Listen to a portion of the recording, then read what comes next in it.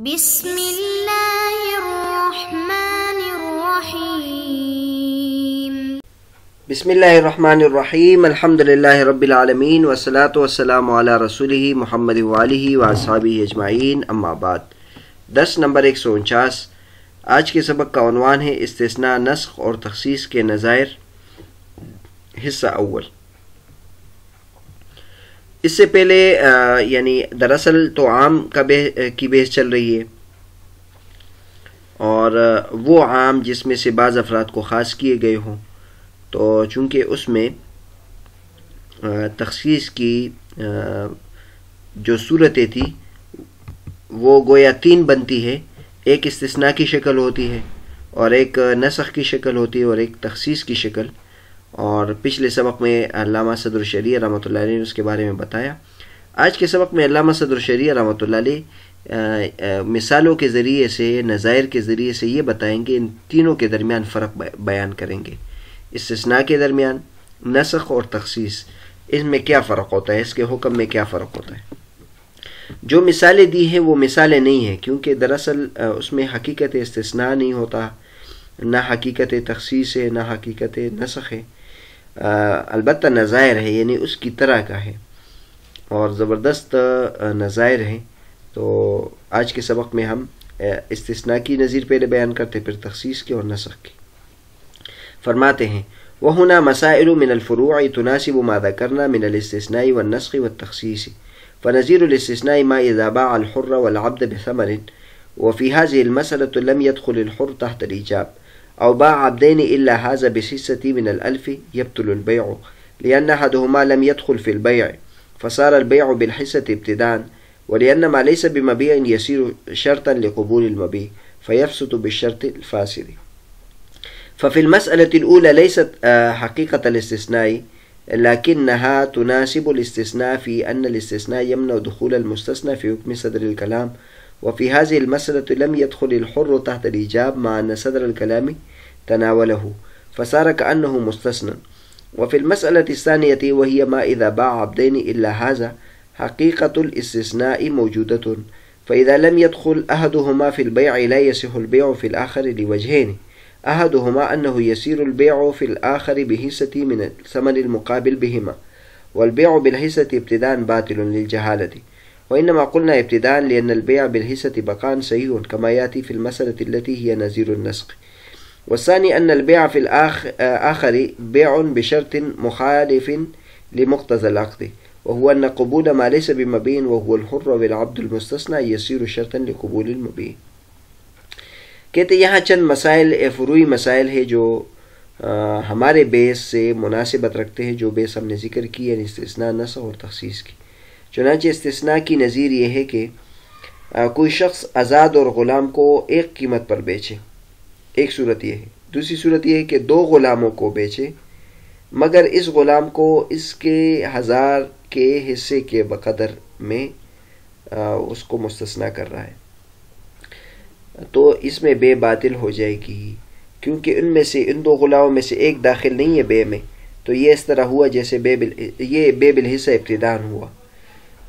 اور دوسری اس میں کمزوری یہ ہے کہ جو مبی نہیں ہے اس کو مبی کی قبولیت کے لیے شرط قرار دیا ہے، تو اس طرح شرط فاسد کے ساتھ یہ باطل ہو جائے گا۔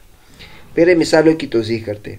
مثال یہ ہے کہ ایک شخص نے یہاں 2 نظائر، یعنی استثناء کے 2 نظائر بیان کیے ہیں۔ پہلی نظیر یہ ہے کہ ایک شخص آزاد اور غلام کو 1000 روپے میں بیچ دے، یعنی زید اور عمر، زید آزاد ہے اور عمر غلام ہے، اور بکر یہ کہے کہ زید اور عمر کو میں نے بیچا خالد کو 1000 روپے میں۔ اب آپ کو پتہ ہے کہ جو آزاد انسان ہوتا ہے اس کی بیچ جائز نہیں ہے، تو لہٰذا یہ آزاد پہلے سے اس سے خارج ہے۔ لیکن مسئلہ یہ ہے کہ اس نے 1000 روپے کے مقابل میں قرار دیا ہے، تو ان دونوں کے الگ الگ مقرر نہیں کیے کہ اس آزاد کے 500 ہے اور اس غلام کے بھی 500 ہے، نہیں، بلکہ انہوں نے کسی کا کو بیان نہیں کیا۔ تو اس مسئلے میں حر جو ہے وہ ایجاب کے تحت داخل نہیں ہے۔ دوسری صورت یہ ہے کہ 2 غلاموں کو بیچے، دونوں غلام ہیں، لیکن وہ یہ کہے کہ یہ 2 غلام یعنی زید اور عمر آپ کو میں بیچتا ہوں 1000 روپے میں، مگر یہ اس کو نہیں بیچتا ہوں، وہ امر کی طرف اشارہ کرے، اس کو نہیں بیچتا ہوں، اس کا جو 1000 کے بدلے میں 1000 کے میں سے اس کی جو قیمت بنتی ہے اس کے بدلے میں اس کو نہیں بیچتا ہوں. مطلب دونوں کے 1000 روپے ہیں، لیکن ہر ایک کے کتنے ہیں اس میں بھی بیان نہ کرے، اور وہ یہ کہے کہ یہ دونوں آپ کو بیچتا ہوں لیکن عمر کو نہیں بیچتا ہوں، یعنی ایک زید کو تمہیں بیچتا ہوں 1000 کے بدلے میں. اب یہاں جو ہے دونوں صورتوں میں بے باطل ہو جائے گی، کیونکہ دونوں صورتوں میں بے میں ایک داخل نہیں ہے. پہلی صورت میں حر داخل نہیں ہے، اور دوسری صورت میں ایک غلام جس کو مستثنا کیا وہ داخل نہیں ہے. تو اس میں خرابی یہ لازم آ جائے گی، یہ بے بالحصہ ابتدان لازم آ جائے گا. بے بالحصہ ابتدان اس کو کہتے ہیں کہ آپ دو چیزوں کی آپ نے قیمت بیان کی ہے اور اس میں سے ایک مبی نہیں ہے، لیکن اس میں کی قیمت الگ الگ طے نہیں ہے، تو اس میں جہالت ہے کہ اس کی جو ثمن ہے وہ کیا بنتی ہے اس کی.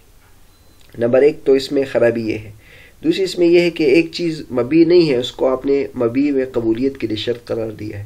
پہلی صورت میں جو حر ہے وہ مبی نہیں ہے، دوسری صورت میں جو دوسرا غلام ہے جس کو آپ مستثنا کر رہے ہیں وہ مبی نہیں ہے، تو شرط فاسد کے ساتھ یہ باطل ہو جائے گا. اب خود دیکھتے ہیں، مصنف فرماتے ہیں پہلے مسئلے میں استثناء کی حقیقت موجود نہیں ہے. پہلے مسئلے میں ہم دیکھ لیں تو استثناء نہیں ہے، حرف استثناء اس میں نہیں ہے، لیکن یہ استثناء کے مشابہ ہے، کیونکہ استثناء میں بھی مستثنیٰ کے دخول کو صدر کلام میں کے حکم میں داخل ہونے کو روکتا ہے. تو اس میں بھی جو حر ہے وہ غلام اس غلام کے ساتھ اپنی بے کو شامل ہونے کو روک رہا ہے. وفي هذه المسألة لم يدخل الحر تحت الإيجاب مع أن صدر الكلام تناوله، صدر کلام اس کو شامل ہے، اس کو بیچ رہا ہے، تو یہ گویا مستثنیٰ کی طرح ہوگا. لیکن دوسری جو صورت ہے، دوسرا جو مسئلہ اس میں حقیقتاً استثناء بھی موجود ہے. وفي المسألة الثانية وهي ما إذا باع عبدين إلا هذا، حقیقت الاستثناء موجود ہے، اس میں حقیقت استثناء موجود ہے، لیکن دونوں میں ایک بندہ داخل نہیں ہے. فإذا لم يدخل أحدهما في البيع لا يصح البيع في الآخر، تو جب ایک میں بے صحیح نہیں ہے تو دوسرے میں بھی بے صحیح نہیں ہوگا. یہ دو وجہ کی وجہ سے. نمبر ایک یہ ہے کہ اس میں بے بالحصہ ابتداء لازم آ جائے گا.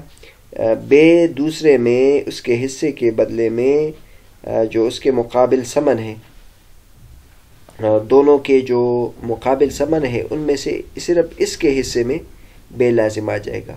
اور بے بالحصہ ابتداء باطل ہے، کیونکہ اس میں جہالت آ جائے گی، کیونکہ دونوں غلاموں کا ریٹ مقرر نہیں ہے کہ دونوں میں سے ہر ایک کا ریٹ کیا ہے. اب یہی صورت ہے، اگر کوئی یہ کہے کہ میں یہ آزاد اور غلام آپ کو بیچتا ہوں اور ثمن 1000 روپے ہیں، اور اس آزاد کی بھی 500 ہے، اس کی بھی 500 ہے، یا اس کی 400 اس کے 500 ہے، اور اس طرح. یا دوسری صورت میں وہ یہ کہے کہ 2 غلام آپ کو بیچتا ہوں مگر یہ اس کو نہیں بیچتا ہوں 1000 میں جو اس کا حصہ ہے، یعنی 500 کے بدلے میں اس کو نہیں بیچتا ہوں، اس کو 500 کے بدلے میں، تو پھر ان دونوں میں بے جائز ہو جائے گی. لیکن یہ جو ہماری صورت ہے اس میں جہالت آئے گی، کیونکہ اس نے ہر ایک کا حصہ مقرر نہیں کیا ہے، تو اس وجہ سے جائز نہیں ہے. یہاں ہم نے جو یہ کہا ہے کہ یہاں بے بالحصہ ابتداء لازم آ جائے گا، کیونکہ بے بالحصہ بقاءً صحیح ہے، جیسے کہ اس مسئلے میں آئے گا جو آگے نسخ میں ہم بیان کریں گے. بے بالحصہ بقاءً اس کو کہتے ہیں کہ ایک آدمی نے 2 غلام کسی کو بیچے کہ یہ 2 غلام میں آپ کو 1000 کے بدلے میں بیچتا ہوں، اور جب وہ اس کو سپرد کر رہا ہے تو اس کے سپرد کرنے سے پہلے ان میں سے ایک غلام کا انتقال ہو گیا، مر گیا، تو اب یہ بے باطل نہیں ہوگی، حالانکہ اس میں سے ہر ایک غلام کی قیمت اس نے مقرر نہیں کی ہے، ہر غلام کی اس نے قیمت مقرر نہیں کی ہے،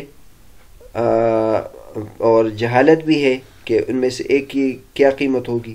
لیکن چونکہ یہ جو جہالت ہے یہ بعد میں پیش آ گیا ہے، پہلے سے موجود نہیں ہے کلام میں، تو لہٰذا یہ جائز ہے. تو اس وجہ سے ہم نے ابتداء کی شرط لگائی. بقا جو ہے وہ صحیح ہے، جیسے کہ آئندہ مسئلے میں آ جائے گا انشاءاللہ. اور اس میں دوسری خرابی یہ ہے کہ جو دوسرے میں بے ہے وہ بے بشرط خلاف مقتضی عقد کے خلاف ہے، یعنی بے کے عقد کے مقتضی کے خلاف ہے. اور آپ کو پتہ ہے کہ بے میں ایسی شرط لگانا جو مقتضی عقد کے خلاف ہو وہ فاسد ہو جاتا ہے. اور یہاں جو شرط ہے وہ یہ ہے کہ جو مبی نہیں ہے، یعنی حر پہلی صورت میں اور یا عبد مستثنی جو دوسری صورت میں، اس کو اس نے مبی کی قبولیت کے لیے شرط لگا دیا ہے اور اس کے ساتھ اس کو نتی کیا ہے، اس کے ساتھ اس کو منسلک کیا ہے. تو تو یہ ناجائز ہے. اگر ہر ایک کی الگ قیمت وہ بتا دے تو اس صورت میں یہ جائز ہو جاتا. تو بہرحال سب سے پہلے علامہ صدر شریعہ رحمۃ اللہ علیہ نے استثناء کی مثالیں دی ہے. آگے نسخ کی مثال بیان فرماتے ہیں. وَنَظِيرُ النَّسْخِ مَا إِذَا بَاعَ عَبْدَيْنِ بِأَلْفٍ فَمَاتَ أَحَدُهُمَا قَبْلَ التَّسْلِيمِ يَبْقَى الْعَقْدُ في الباقي بحصته.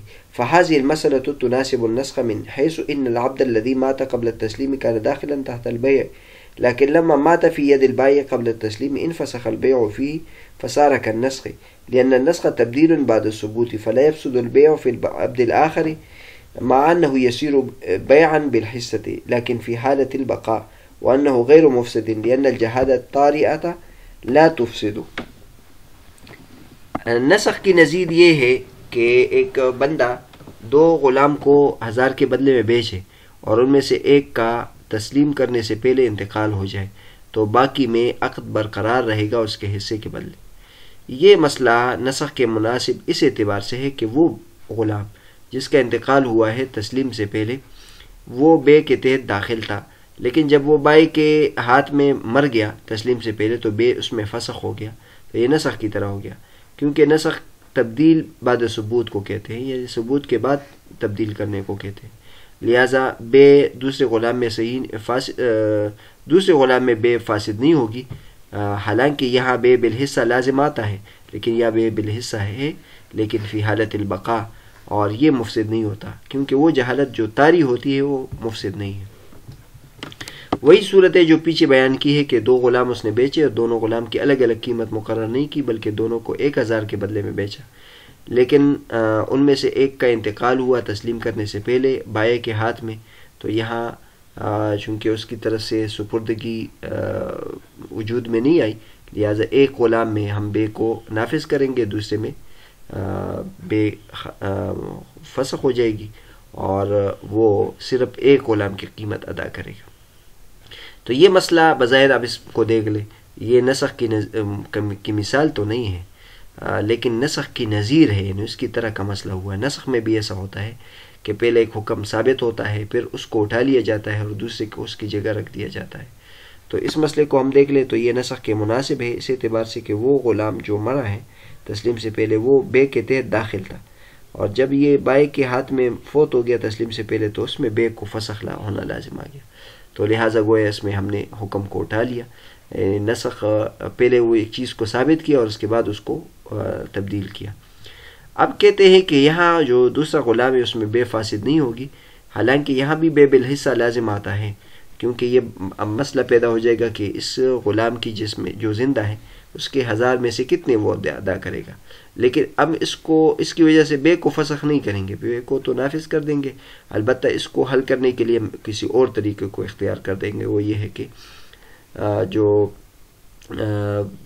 اگر یہ دونوں کسی ایک قیمت پر راضی ہو جائے تو یہ مسئلہ یہ ہاتھوں ہاتھ حل کر دیں گے، اور اگر یہ کسی پر راضی نہیں ہوتا تو پھر 2 جو سمجھدار بندے ہیں ان کے ذریعے سے یا بازاری جو ریٹ ہے قیمت ہے اس کا اندازہ لگا کے اس کی ایک کی ریٹ کو مقرر کریں گے، وہ ادا کر دے گا.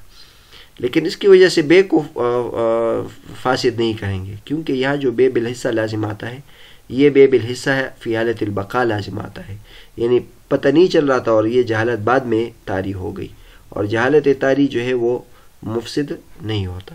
شروع سے کلام میں جہالت پیدا کرنا ٹھیک نہیں ہے، کیونکہ جہالت کی وجہ سے جھگڑے پیدا ہو سکتے ہیں تو شریعت اس کو ناجائز قرار دیتے.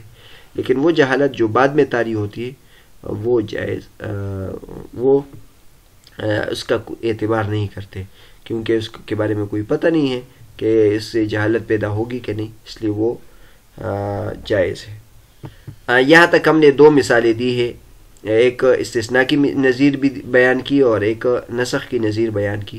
انشاءاللہ اگلے سبق میں ہم اس کی نظیر بیان کریں گے، تخصیص کی نظیر بیان کریں گے.